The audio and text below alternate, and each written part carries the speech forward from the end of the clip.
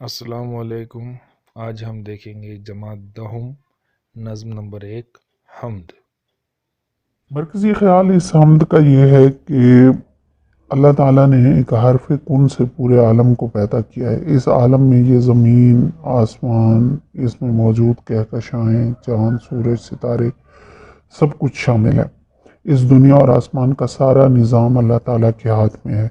زمین پر موسموں کا بدل بدل کر آنا، ہر قسم کی نعمتوں کی فراوانی اور ہر چیز کا خالق اللہ تعالیٰ ہے۔ اس کا سب سے بڑا کرم یہ ہے کہ اس نے انسان کو نیک فطرت پر پیدا کیا ہے اور محمد صلی اللہ علیہ وآلہ وسلم کے نام پر قربان ہونے کا جذبہ دلوں میں رکھا ہے۔ پہلا شعر ہے اس حمد کا: اسی نے ایک حرف کن سے پیدا کر دیا عالم، کشاکش کی صدائے ہاؤ ہو سے بھر دیا عالم۔ یہاں ہم کن کا مطلب دیکھیں تو کن کا مطلب ہوتا ہے ہو جا، یعنی اللہ کی قوت تخلیق کو ہم کہتے ہیں کہ ہو جا پس ویسا ہی ہو جاتا ہے۔ یہ عربی ہے، عربی لفظ ہے کن، اور اس کا مطلب ہے کسی کام کا ہو جانا۔ عالم دنیا کو کہتے ہیں۔ کشاکش جو ہے یہ کھینچا تانی، تکرار، جھڑپ، کشمکش وغیرہ، اور یہ فارسی ہے لفظ کشاکش۔ صدائے ہاؤ ہو، رونق مراد ہے اس سے، شور و غوغا، دنیا میں جو گہما گہمی ہے اس کو صدائے ہاؤ ہو کہا گیا ہے۔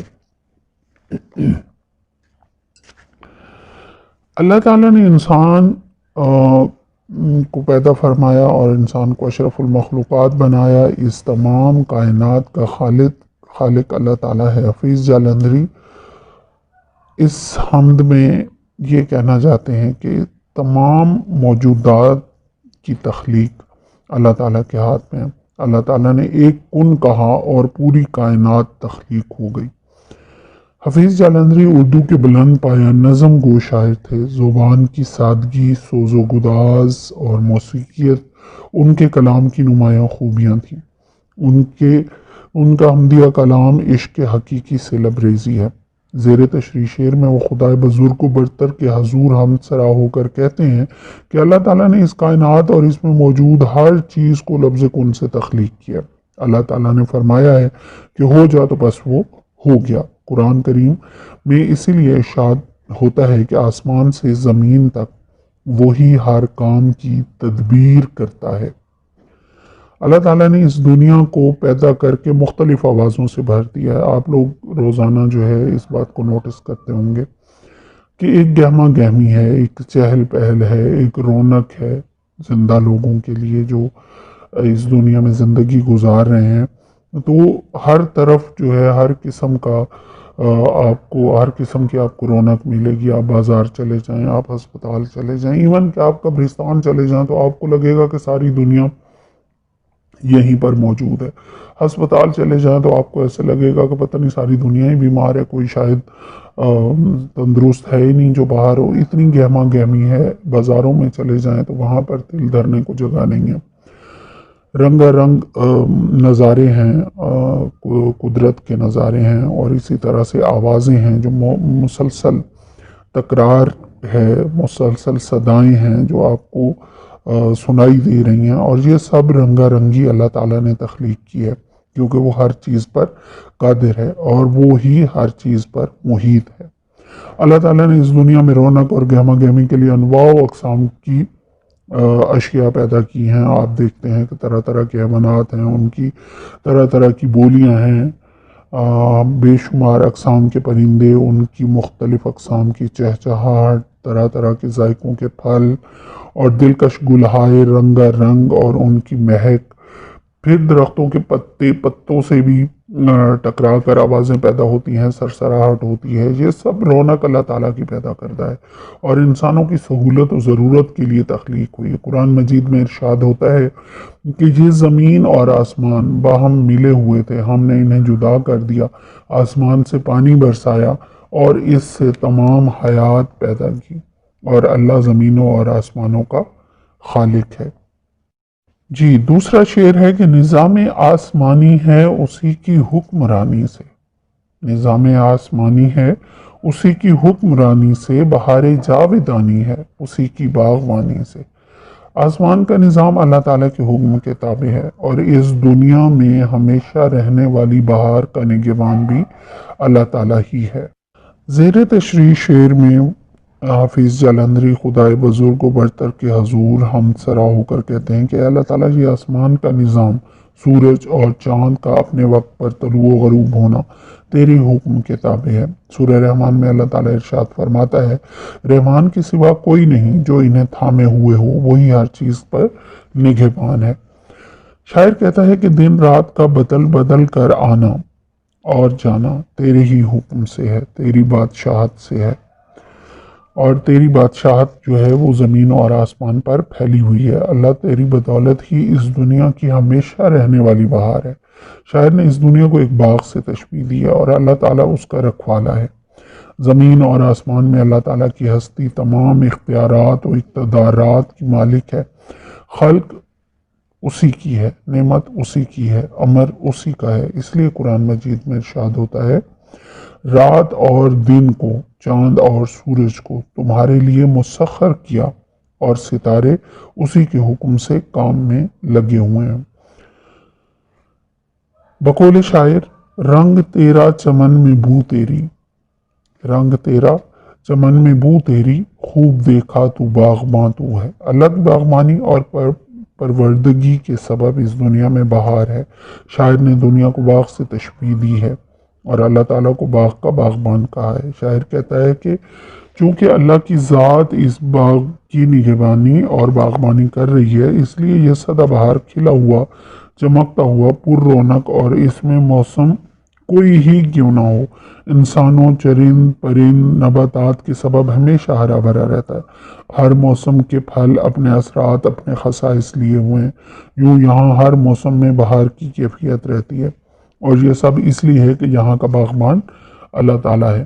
اب آپ دیکھیں کہ اگر گرمی نہ ہو تو گندم کیسے پکے، آم کی فصل کیسے تیار ہو۔ تو اللہ تعالیٰ کے ہر موسم میں کوئی نہ کوئی قدرت پوشیدہ ہے۔ اسی طرح سے خزاں ہے تو اس کا اپنا رنگ ہے، بہار ہے تو اس کا اپنا رنگ ہے، یعنی ایک مسلسل حرکت میں ہے سارے کا سارا جہان، اور ایک رنگا رنگی ہے اس میں، ایک باغ کی طرح سے، کہیں پھول جھڑ رہے ہیں تو کہیں پھول پیدا ہو رہے ہیں۔ اسی طرح سے انسانوں پر یہ چیز لاگو ہوتی ہے کہ کوئی کہیں وفات ہو رہی ہے تو کہیں پیدائش ہو رہی ہے۔ تو یہ رنگا رنگی اس دنیا کی چل رہی ہے، اور اس کا مالک و خالق اللہ تعالیٰ ہے، اور اس باغ کا نگہبان اللہ تعالیٰ ہے۔ تیسرا شعر ہے کہ زمین پر جلوہ آرا ہیں مظاہر اس کی قدرت کے، بچھائے ہیں اسی داتان دسترخوان نعمت کے۔ یعنی زمین پر ہر طرف اللہ تعالیٰ کا جلوہ نظر آتا ہے، اور وہی تمام مخلوقات کا رازق ہے۔ اس نے تمام مخلوقات کے لیے فراواں رزق جو ہے مہیا کر رکھا ہے اس دنیا میں، کیونکہ دنیا میں جو کچھ بھی ظہور پذیر ہوتا ہے وہ اللہ تعالیٰ ہی کی صفات ہیں۔ آپ پھول کو دیکھ لیں، آپ پتے کو دیکھ لیں، آپ کسی بھی چیز کو اس دنیا کے اٹھا کر دیکھ لیں تو آپ کو اس میں اللہ تعالیٰ کی قدرت نظر آئے گی، اسی کے افعال اور اسی کے نور کا ظہور ہے۔ ہر چیز مظہر نور خداوندی ہے۔ اس زمین پر بسنے والی ہر چیز اس بات کی گواہ ہے کہ اس کا بنانے والا کوئی ہے۔ قرآن مجید میں ارشاد ہوتا ہے، اللہ نور السماوات والارض، اللہ آسمانوں اور زمین کا نور ہے۔ اللہ تعالیٰ نے زمین پر انسانوں کے لیے طرح طرح کی نعمتیں اتاری ہیں۔ ان سب چیزوں سے اللہ کی قدرت ظاہر ہوتی ہے۔ اللہ تعالیٰ نے یہ سب نعمتیں انسانوں کے لیے پیدا کی ہیں۔ اس نے انسان کے کھانے اور پینے کا نظام ترتیب دیا ہے، وہی سب کو روزی دیتا ہے۔ اور اللہ تعالیٰ کا فرمان ہے کہ اور زمین میں بھی نشانیاں ہیں یقین والوں کے لیے، اور خود تمہارے نفسوں میں بھی، کیا تم دیکھتے نہیں؟ اور آسمانوں میں تمہاری روزی بھی ہے۔ اللہ تعالیٰ نے لوگوں کی ضروریات اور حاجات پوری کرنے کا ذمہ اٹھا رکھا ہے۔ اللہ تعالیٰ کی نعمتیں ان گنت ہیں، چہار سو اس کی نعمتوں کے ذخائر ہیں۔ ہماری تخلیق، چرند پرند، نباتات جن سے ہم طرح طرح کے فوائد حاصل کرتے ہیں اس کے پیدا کرتا ہے۔ بدلتے موسم، مختلف ذائقوں کے لذیذ پھل، مختلف رنگ و بو کے پھول، طرح طرح کے اناج چوپائے جن سے ہم بار برداری کا کام لیتے ہیں، ان سے گوشت حاصل کرتے ہیں، ان سے دودھ حاصل کرتے ہیں، اور پر رونق فضائیں سب اللہ تعالیٰ کی نعمتیں ہیں جو انسانوں کے لیے پیدا کی گئی ہیں۔ قرآن کریم میں ارشاد ہوتا ہے، اور تم اللہ کی کون کون سی نعمت کو جھٹلاؤ گے۔ اگلا شعر ہے، یہ سرد و گرم، خشک و تر، اجالا اور تاریکی، نظر آتی ہے سب میں شان اسی ایک ذات باری کی۔ موسموں کے تغیر و تبدل، روشنی اور اندھیرے، خشکی اور تری میں ہر طرف آپ جس بھی چیز کو دیکھیں آپ کو مظہر نور خدا بندی نظر آتی ہے، اور اس میں اللہ تعالیٰ کی شان نظر آتی ہے۔ کائنات کی ہر شے میں اللہ کا جلوہ نظر آتا ہے۔ سردی، گرمی، بہار، خزاں، ہر خشک گیلی چیز، روشنی اور اندھیرا سب اسی کی نشانیاں ہیں۔ انسان اگر اللہ تعالیٰ کی ذات کے بارے میں جاننا چاہے تو کائنات کی ہر چیز اس ذات کے بارے میں آگاہی دے گی۔ قرآن مجید میں ارشاد ہوتا ہے، آسمان سے زمین تک وہی ہر کام کی تدبیر کرتا ہے۔ اللہ تعالیٰ نے مختلف موسم بنائے جو بدل بدل کر آتے ہیں، اس طرح گردش لیل و نہار بھی اسی کے تصرف میں ہے۔ حدیث قدسی ہے کہ تمام معاملات میرے ہاتھ میں ہیں، میں ہی لیل و نہار کو گردش دیتا ہوں۔ دوسرے زاویے سے دیکھا جائے تو اس شعر میں علامتی طور پر انسان کو درپیش مختلف حالات کی طرف بھی اشارہ ہے۔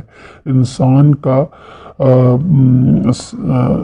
جن معاملات کا سامنا کرتا ہے وہ خوشی بھی ہو سکتی ہے، غم بھی ہو سکتا ہے، اچھے برے حالات ہوتے ہیں، یہ سب اللہ تعالیٰ کے پیدا کرتے ہیں اور اس دنیا کی رنگا رنگی میں اضافہ کرتے ہیں، کیونکہ اللہ تعالیٰ کا ہی فرمان ہے کہ اور تم پر جو مصیبت آتی ہے وہ لوح محفوظ میں لکھی ہوئی ہے۔ اللہ تعالیٰ تنگی و کشادگی سے اپنے بندوں کی آزمائش کرتا ہے، کبھی دکھ دے کر، کبھی خوشی دے کر، کبھی اولاد دے کر، اور کبھی دولت کی کمی و بیشی سے، تاکہ انسان اس آزمائش پر پورا اترے اور اخروی نجات حاصل کرے۔ جو ان سب میں اللہ تعالیٰ کی قدرت دکھائی دیتی ہے۔ اگلا شعر ہے، وہی ہے کائنات اور اس کی مخلوقات کا خالق، نباتات و جمادات و حیوانات کا خالق۔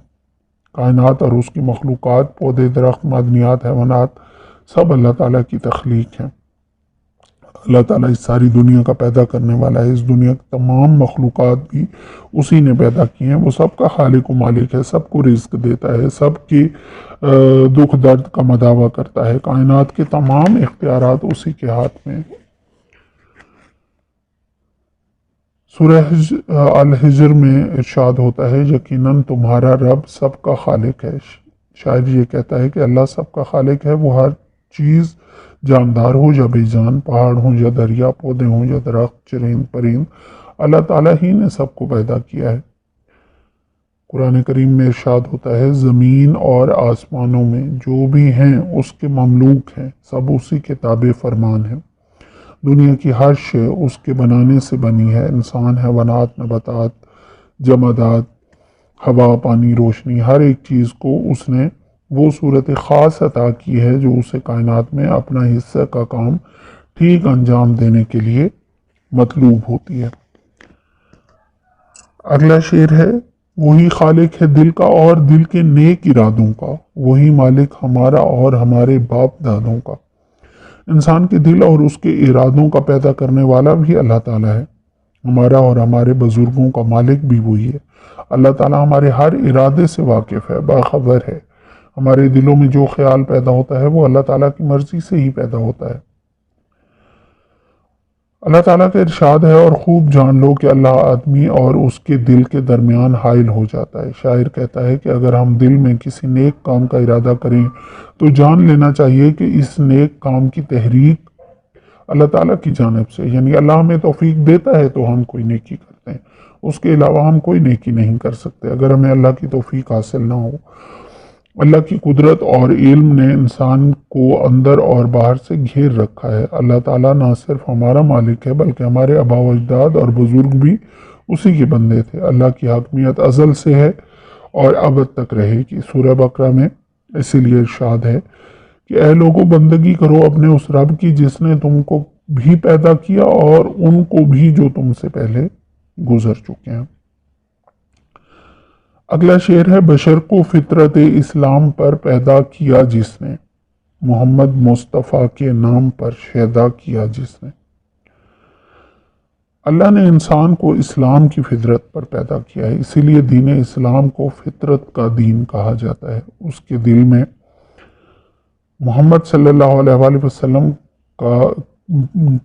کی ذات پر قربان ہونے کا، ان کے مشن پر قربان ہونے کا جو جذبہ دیا ہے، وہ بھی اللہ تعالیٰ نے انسان کے دل میں ڈالا ہے۔